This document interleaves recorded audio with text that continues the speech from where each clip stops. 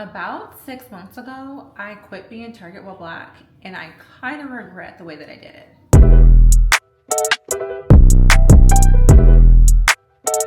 Back in that bag again. Whoa, hey. If you're new here, my name is Marissa. I used to be TargetWhileBlack and RetailWhileBlack, and if you are not new here, welcome back. For the past 4 years, I have been running a social media account called TargetWhileBlack. And that social media account shared Black-owned, Black-founded brands, and sometimes, representation like Penny Proud, etc., etc. Page in November 2020, it goes crazy very quickly. I go from having 500 followers to 60,000 in a few months. Fast forward, people are asking me for other Black-owned lists in other places, and I make a separate page called RetailWhileBlack where I'm sharing Black-owned and Black-founded things inside of other stores, Walmart, Macy's, Nordstrom. That also goes from 0 followers to about 60,000 in a few months. It was a very big need. People were like wanting to know what was in their store that they can buy that was Black-owned. And as you can imagine, of course it was a really big deal, because we go into Publix and Kroger or whatever your grocery store is, you go into there all the time, and chances are there are a Black-owned brand that is inside of that store that you may just not have thought about looking for. I'm running these pages alone. I don't have a team. I'm like, I need a team. I need an assistant. I need a PR person. Like, I need a manager. Help. The whole time that I had that page, I did not have a manager, nor did I have anybody reach out to me to manage me, which is actually kind of weird now that I'm thinking about it the other way. I guess maybe my pages were, no, that's not true. That's not true, because there's other like Target pages that share hauls and everything else. I wonder if those people have managers, and maybe they don't. Maybe that is not the kinds of page you have managers for. But I was overwhelmed. I had so many different brands coming to me asking me for things. Most of them really didn't have any money to pay me. Some of them did. Some of them had money to pay me, and they were like, hey girl, I'll give you whatever you want, because every time I come to your page, you're selling me out. So here you go. Whatever you need, I don't care. But there were some other businesses that didn't have a lot of money, which, they're still small businesses inside of the store. So I got that, and I would have to be finding ways to work with them so that, they can have a spot on my page. I didn't want it to be exclusive where our community didn't have a spot on my page, especially that's when I was sharing. That did end up coming back to kind of haunt me though. I say that with love that it haunted me. I know you're like, haunted? How can you be haunted with love? But it haunted me with love because I really wanted it to be somewhere where we were going to have the advertising on that page so people know that those brands were there. And the way that I was trying to do it, or that I wanted it to work as, is that I would be getting the bigger brands, the Targets, the Shea Moistures, the really big brands in the world that had a lot of money to pay me, so that I could always have a sliding scale for the small Black-owned businesses. However, sometimes they would come to me and say that they wanted to work with me and they didn't really have a big budget, and I got burned. Like, I was like, okay, well, if that's what you have, that's what you have. Let's work together. Let's find a way to do it. Come to find out later that they would have paid someone else 4 or 5 times as much as I got paid for doing that brand up with them. Hurtful when that happens, especially when you want to do community forward things. And the first time it happens to you, you're kind of like, okay, that's just like a one-off. Like people in general are like just not bad people. You know what I mean? Like they're doing the best they can. But it didn't happen to me just once. I've also had brands that have worked with me and I have never gotten paid. Like, they just like vanished into thin air, never paid me. But for the majority of the time, I was having a good time doing those things with the brands that I did love until I wasn't. But we have a lot of Targets. I have a really big Target that has a liquor store attached to it, in between the Targets that are around my area, within about a 40 to 50 minute radius, I can probably find any brand that I wanted to, as long as it wasn't a regional brand. So regional brands are like, for example, there's a cookie company and it's only in the Targets in the Midwest. I wasn't gonna be able to find that. But for the most part, I could find almost every single brand that was Black owned in the Targets that are around my area, or at the very, very, very longest, Orlando. And I would just, like, if my family went over there, if we were going home to Jacksonville, I would just stop and make a video. As you can imagine, running back and forth to all of these Targets to showcase the new brands and always having to leave my house to film something, I was just getting very, very, very drained very quickly. And I knew that I needed help and I wanted to expand my team. So I tried. I was like, let me try to expand my team. Let me put all these people in play. I want to say that I had a bad experience putting all these people into play, but I don't want to say it was a good experience either. Someone's working with you on your brand and on your business, they have to be able to see your vision the way that you see your vision. And it's very important when you're interviewing people to be a part of your team that you are making sure that they see the vision the way that you see it, because you also can't be up under this person the whole time. You didn't hire them to do the job underneath them. Like, you need to be able to trust them to do the things that maybe you necessarily wouldn't do it that way, but the shit gets done. Do you know what I mean? Like, you have to be able to do that. So I tried my very best to put all those people in the places, and it did not work out that way. So the businesses that were working with me that ended up talking to my management team, because I had a management team now, like, they just stopped reaching out. They were like, oh no, you have a management team now? I don't want to talk to them. And it was a mix of the management team not understanding that, even though I had been burned before with people telling me they had more money than they actually had to work with me, I still felt like I needed rates.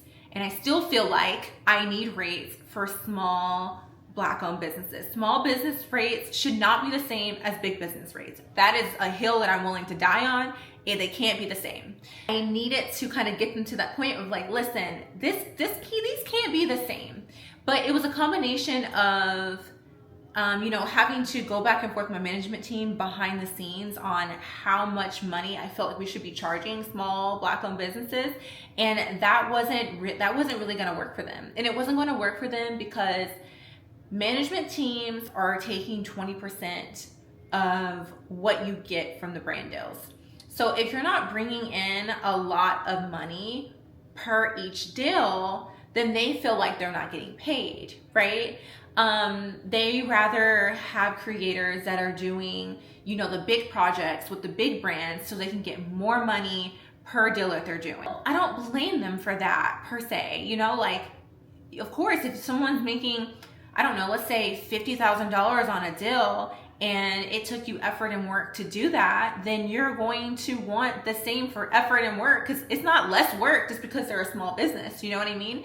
So I don't necessarily blame them for that, but I do think that I just made a bad decision in working with someone who didn't understand the structure of my business. Because I could pull in, Shea Moisture, and I can pull in Target and all those other businesses, but that is not what my page was about. My page was about the small businesses. It wasn't about the big businesses. The only reason why I wanted to work with the big businesses, and not the only reason, but the main reason for working with the big businesses is so I can make sure that I have something for the small businesses. It really was and is a community-based thing. I wanted something for us. Having a management team did not work out, and I felt like it set me back a lot because I had to rebuild these relationships with a lot of the clients that were working with me. I had to, let me go back because it wasn't just like the money aspect of it. It was like, you have a choice when you're with a management team, and I know better now, but you have a choice when you're in a management team. Like, you could get all your emails and then you forward them to your management team and you're CC'd on everything. Then there's a version of you can create your own inbox and your management team will manage that inbox, and you kind of are not, like a part of that inbox, but you can still be CC'd on things. I thought that I want to be CC'd on things when you need me. Like, I felt, again, like if I had to be a part of every single thing that we do, then I might as well do it myself. That was my thinking then. I should have made sure I was CC'd on everything, because there was conversations that were happening with companies that were just like unsavory conversations, like things said via email that shouldn't be said to clients via email ever. Like, you just don't say those things to clients. Super unprofessional. That's not it. Like, that's not, those are not things that we should be doing. My first my first interaction though with knowing that was with a client who, I wouldn't say, client who can be difficult. Like, they're not a bad person at all, but they can be difficult. So when they came to me and told me, like, I don't like your management team, I don't know who it is or what they're doing, like, I don't like them. I didn't see the email that was sent, and they had been difficult in the past before. So I didn't think too much of it. There's mistakes on mistakes on mistakes that you guys are going to see here, but I mean, it is what it is now. It is what it is now. I didn't just write it off as nothing happened. I went to my management team and I was like, can you tell me a little bit about what happened in this encounter? Like, what's going on? And I didn't hear any red flags from them. And I kind of just was like, okay, well, if that's what happened, I understand. If that's what happened from what this person told me and what you're telling me. It kind of sounds like you guys are saying the same things. So it just seemed like in there you bumped heads on the cost of the service. So it wasn't something that sent off like super red alarm bells. But from that point on, I did ask to be CC'd on emails. And then when I was CC'd on an email, I saw another interaction with another one of the brands that I was working with, where I was like, what is this? Why are you talking to them that way? We can't do that. I also had missed brand deals of brands that I really, really, really wanted to work with that were just like missed. They just missed. And that was more than one time. That happened more than once. And I also didn't feel like they were pitching me to anyone. Like, I didn't feel like I was being pitched to anyone. If it wasn't something that was inbound that I had already brought, they weren't bringing anything. I know people watching this are going to say, well, if you're a management company, management companies don't always pitch you. Yes, I know that, but that's not what they said they were going to do. That's not what they said they were going to do. They said that they would pitch. That's why I wanted to work with them. And that is not what happened. I don't feel like I was being pitched to anyone. Remember how I told you there's going to be mistake on mistake on mistake? Okay, listen up, because we're about to get into a whole nother can of worms. I needed a PR team because I was like, what is the reason why I'm not getting more of the big long-term partnerships with like stores? Like, why isn't, CVS and Walmart and all these other places that I'm making videos that are like in the millions of views, millions. You know how other creators, they get millions of views on something and it gets so big that the brand starts commenting on it and other brands are commenting on it and everybody's saying anything? Nada. That was not my experience of what was happening with these videos that I was making for these retailers that would get like really, really, really, really big numbers on them. And that was strange to me. So I was like, maybe they just don't know that I'm here. That is so naive. Oh my God. Maybe they just don't know that I'm here. And so I need to get a PR team. So I spent a lot of money getting a PR team, and I made myself an event in New York. I signed a contract for this event, and by signing this contract, it was basically saying, like, if the event isn't covered, like, you'll cover anything that the event doesn't cover. And I remember reading that part of the contract and thinking to myself, like, oh, I don't know if I want to do this, if I'm going to be liable for money that is spent if it's not covered. And I remember bringing this up to the PR company. I was like, I'm really concerned. And it was like, oh, you should be making money on this event. You're going to make money on this event. So I was like, okay, let me not worry about it. One of my brand friends said, girl, don't do it. And I was just like, it's going to be fine. It's going to be fine. So I ended up going through with it. Long story short, they get very little in the amount of partnerships to cover this event. Very little. So at the end of the event, I get a bill back for, I think it was $60,000. And I remember just having it in my hands and just sobbing. I just sobbed. I had just bought a house. I wanted to get married. I was just trying to make a way for this business to kind of grow and for more money to be coming in to my bank account, with like little itty bitty changes that I thought, PR, an assistant, a manager.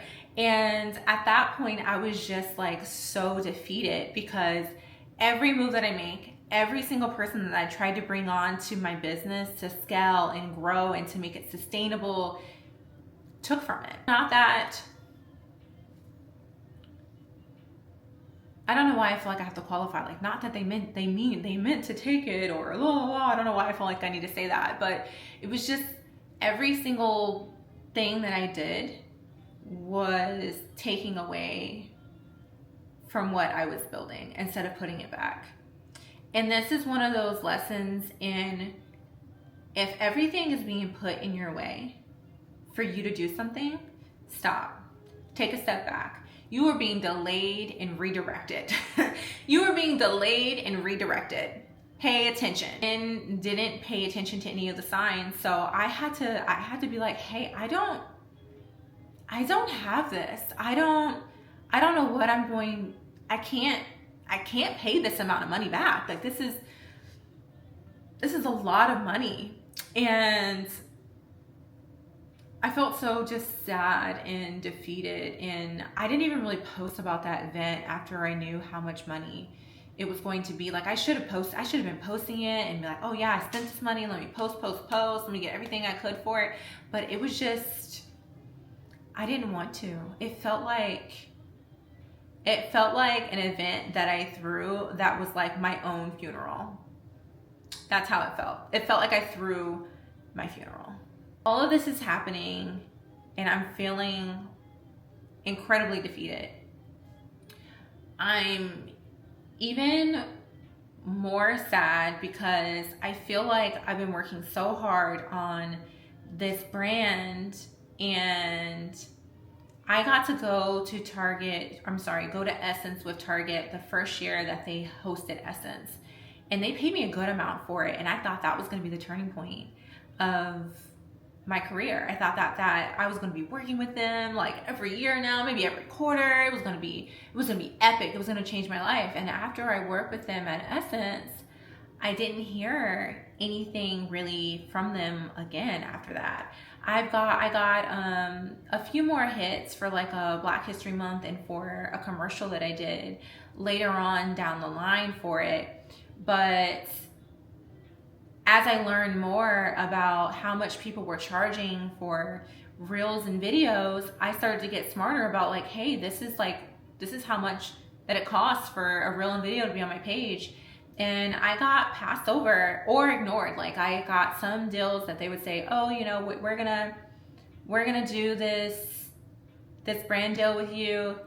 And then it would be like the next day and they'd be like, oh, actually, we're not going to do this brand deal with you. Or one time I followed up like 20 times and I didn't hear anything at all. And that ended up happening again. There was just like, I was like, did I do something? Did I upset someone while I was there? I was new to brand partnerships. Like I really didn't know like what I could post, what I couldn't post, what it would look like, what I should do and everything. But I feel like I did the best I could, and I don't feel like it was bad. What I did was there. I posted in stories, I posted reels. I did all the things. But I don't know, maybe I made someone upset, or I don't know, maybe they didn't think I was who they thought I was. I'm not really sure. But after that Essence deal, I did do a commercial shoot with them, and I did a Black History Month shoot with them. But for the most part, I wasn't getting like consistent deals with Target doing things on my page. You can take it with a grain of salt, what I'm about to tell you guys. It didn't feel like a grain of salt to me though. I'll tell y'all that. It didn't feel like a grain of salt to me. Y'all can tell her to take it with a grain of salt. I was talking to other people who had worked with Target, and they were telling me like, oh, I've worked with them like a few times this year, and I know the amount of money that I work with them with, you must be like rolling in money. And I was like, I have no idea what you're talking about. No, that's not happening to me. That was the first instance, and that kind of like tipped me off. I was like, it was something in my brain said, Marissa, ask more people more questions. Ask more people more questions. And that was kind of the same story with a bunch of different people.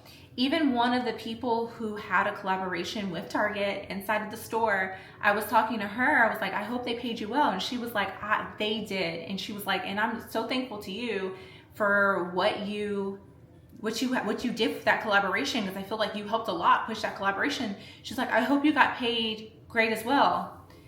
And I kind of just paused, and I didn't really answer the question because I didn't answer the question. I didn't know what to say. But she gave me a look like, what do you mean? And I just kind of like glanced. I just went over it. This was like, no, you know what? This isn't the time or place to talk about this. But honestly, I was also kind of a little bit embarrassed too. I didn't really know what to say in that moment.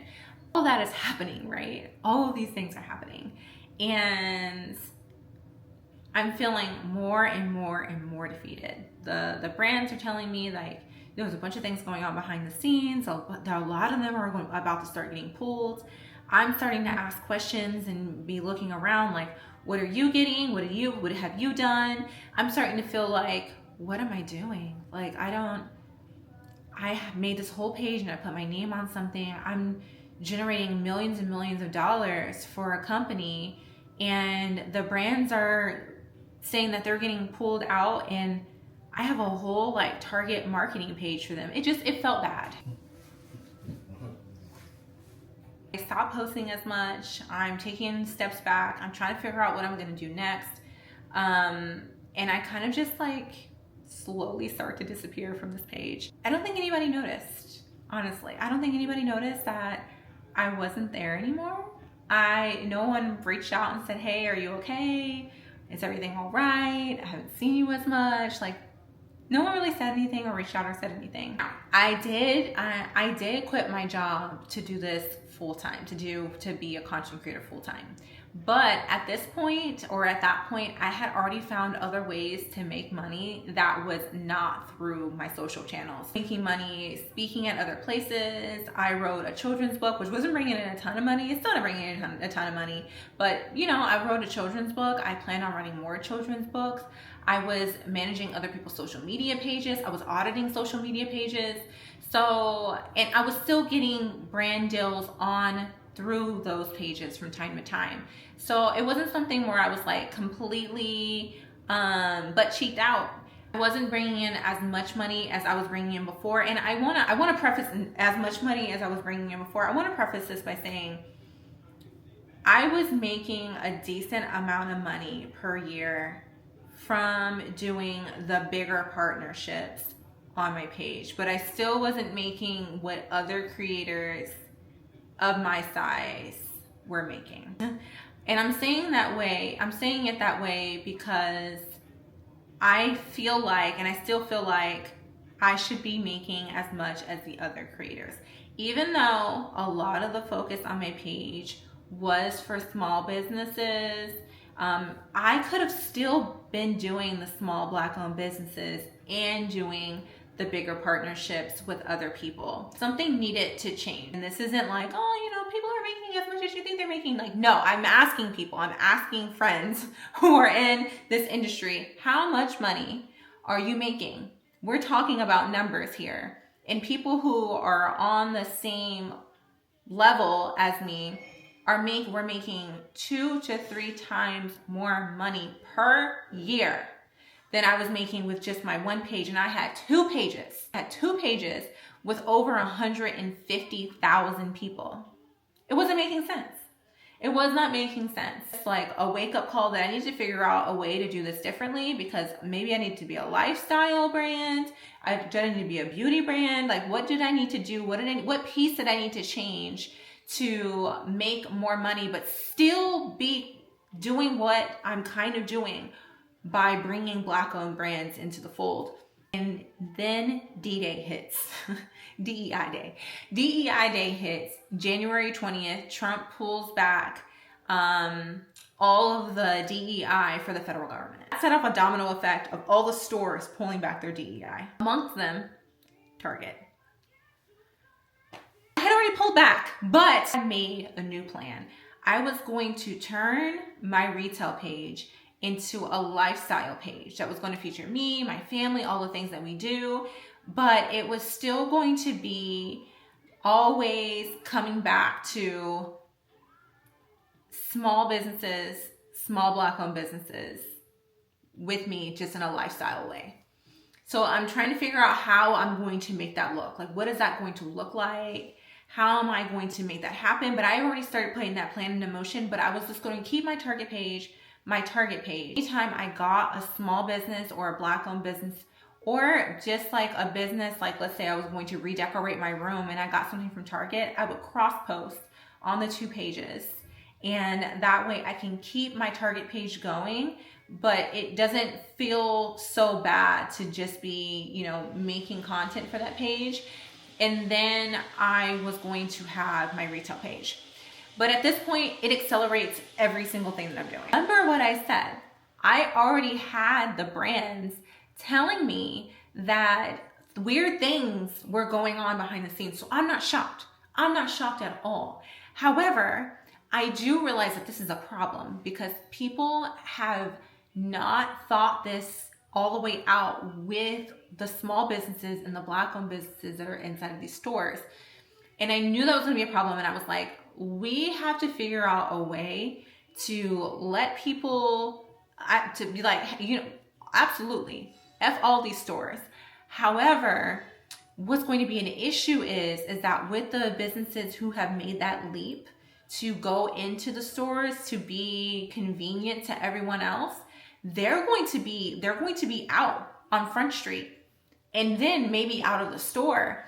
And I feel like that's a problem because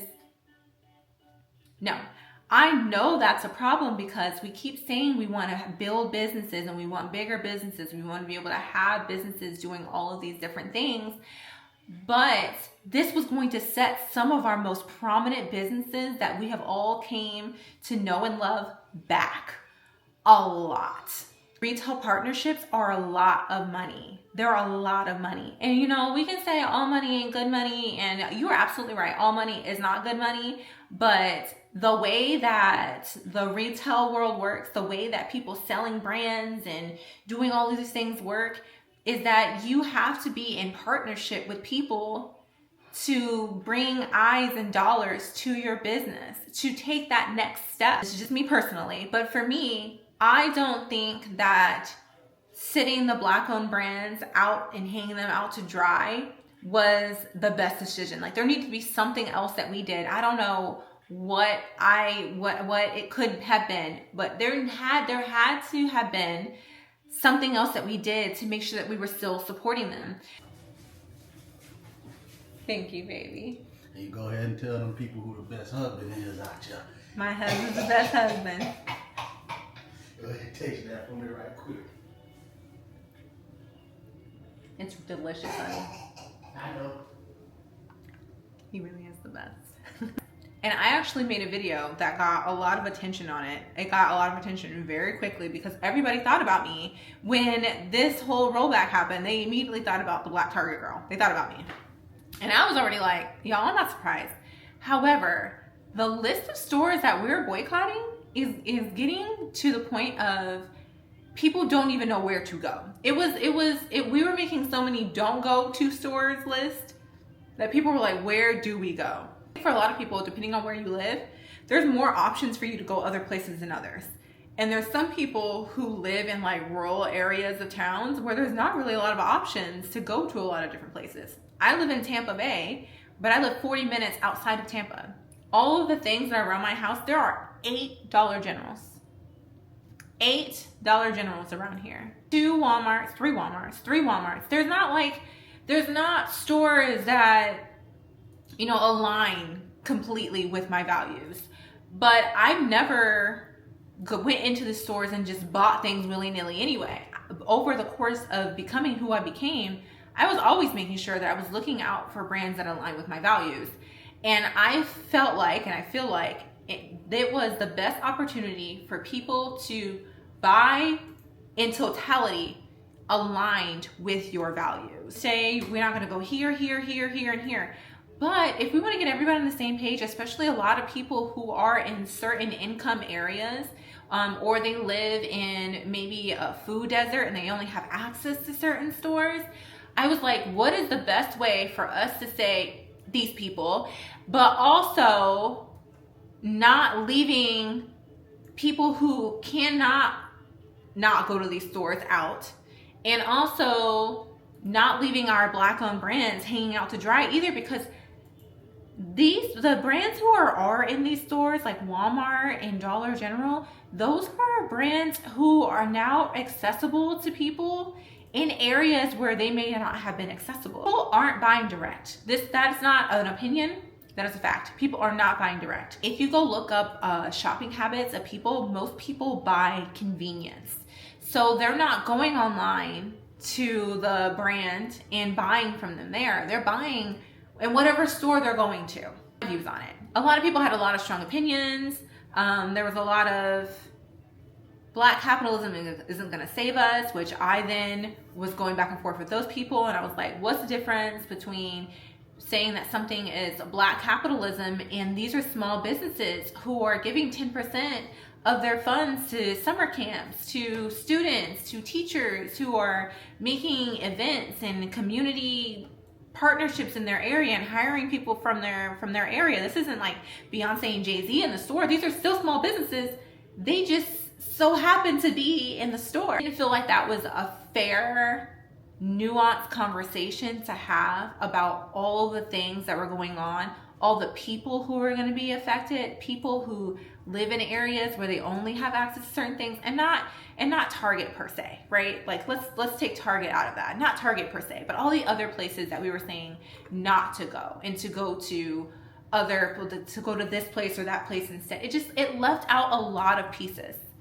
And I wanted us to all be on the best same page for all of these people and all of these different pieces. Afford to boycott the store, and you can, and other people in your area can afford to boycott the store, whatever. Have at it. Buy direct. And like, for real, buy direct, so that we can make sure that our businesses are able to sustain themselves online. Fine, what have you. But unless other people are going to start taking more community responsibility and making sure people who only have access to certain things are also boycotting that store and going to other places and doing other things, we're saying this like master grand plan that we think is like the silver bullet and it's beautiful, and it doesn't work for everybody. And now, what are we? We're about 6 months later. 6 months later, the brands are feeling a hit across the board. Not just in the retail stores, they're feeling a hit on their website. Like the traffic from the retail stores didn't move to their website. They're feeling the hit. More than ever now, people are trying to find things that are within their price range because everything's so expensive. And even if they did go online, a lot of times when you do go online, you have to pay for shipping. And that's another $7 sometimes that they can't afford to spend. So anyway, let's move past that. That's all this video is about. I was prepared to go back and forth with everyone to tell them like, no, we need a better plan.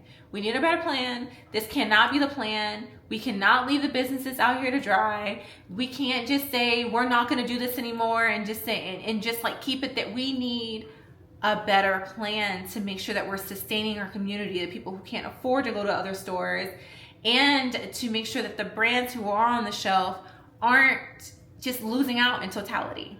Thinking about all the things that had happened to me in the last 4 years, the ceiling that I felt like I had hit with making more money on that page, all the times that I just felt like it wasn't working, and I said, no, I'm not gonna do it anymore. I deleted that video. I archived everything else dealing with this, and I said, I'm not arguing with people anymore. Do what's best for them, cool. I'm gonna do what's best for me. Taken my retail page and I renamed it Marissa Today, which is me. I renamed it Marissa Today, and I have made it a lifestyle page. I post a whole bunch of different things that I'm doing over there, but for the most part, you will always still find those small businesses popping up, those Black-owned businesses popping up. I went to Disney with a friend and I had on a t-shirt and everybody's like, where'd you get this t-shirt from? Small Black-owned business. It was a Goofy and Finesse t-shirt. Super cute. Got it from a small Black-owned business. Every time I'm in a video and people see my glasses, they're like, where'd you get your glasses from? A small Black-owned business. Every time somebody sees my ring, that is beautiful. Where did you get your ring from?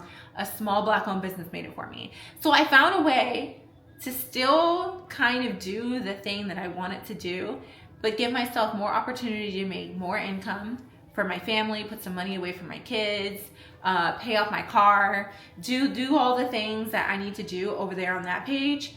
And then I was like, well, what do I do with this Target page? It can't just be a walking advertisement for Target. I turned it into Home by Marissa Today, which still lets me do that thing that I was telling you guys about earlier. My whole Marissa Today page will be lifestyle, doing all the things that I do. But that page will be all the home designs that I am working on around my house. It's kind of gone stagnant because I haven't been able to do those things just yet, because as I pivoted, there was a lot of things to put back into place, a lot of more brand partnerships to build up, a lot more a lot more connections to build up, a lot of rebuilding. People weren't used to that style of content over there yet, so I kind of had to rebuild what I was going to be talking about over there. I had to rebuild my TikTok, which was a whole thing, so I had to do a lot of rebuilding. But eventually, that page will hold all of the home content. In hindsight, I was thinking like, oh man, I should have changed the TargetWhileBlack page to Marissa Today and made my retail page Home by Marissa Today, because I felt like more of the people who like really knew me, like from the mud, my community was on my Target page.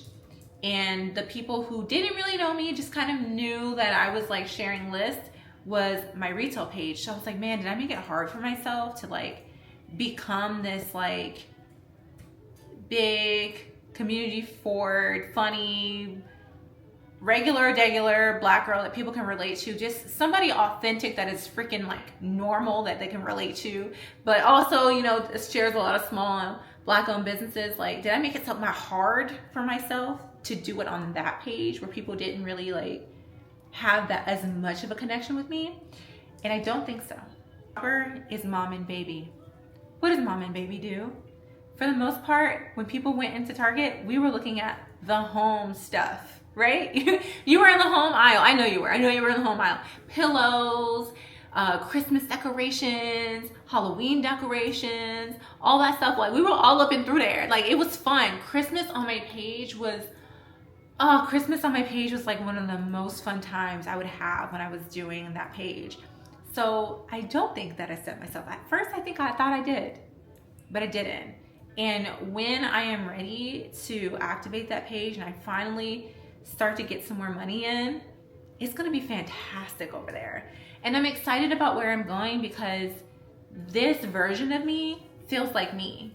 I'm not running to the store every hour or every day. I'm not running to the store. I'm not having to go to multiple different stores. I'm not having to do any of that. All I'm doing every day is showing up as me.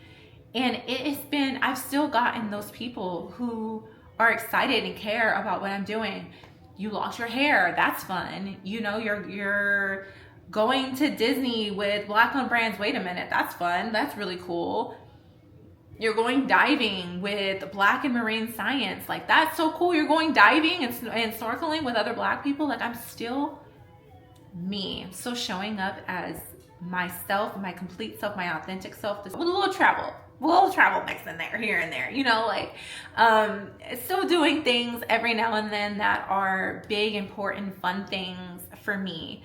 But for the most part, are just everyday things. I'll tell you this has been easy. For the first time in 5 years of being an entrepreneur, I have no checks incoming. I have no brand deals pending. I have no more money coming in right now outside from social media, from my social media. The money that I have coming in is from things I have learned to do from being a content creator, but for other people. But from my pages, I don't have any money coming in. And thank goodness for the fact that I am in a 2-income household. My husband pays all the bills in the house and is able to cover our whole budget. And the money that I had coming in was extra money coming in that we use for other things, like buying your kids piano lessons or guitar lessons or going on a family vacation or something like that. So, I mean, we've had to pull back a lot on all those extra things that we do, but for the most part, like, I'm still okay. I'm still comfortable. I didn't grow up with a bunch of extras. So I am okay with pulling myself back and rebuilding in a way that's purposeful, that's for me, that doesn't have anybody else's name on the brand per se.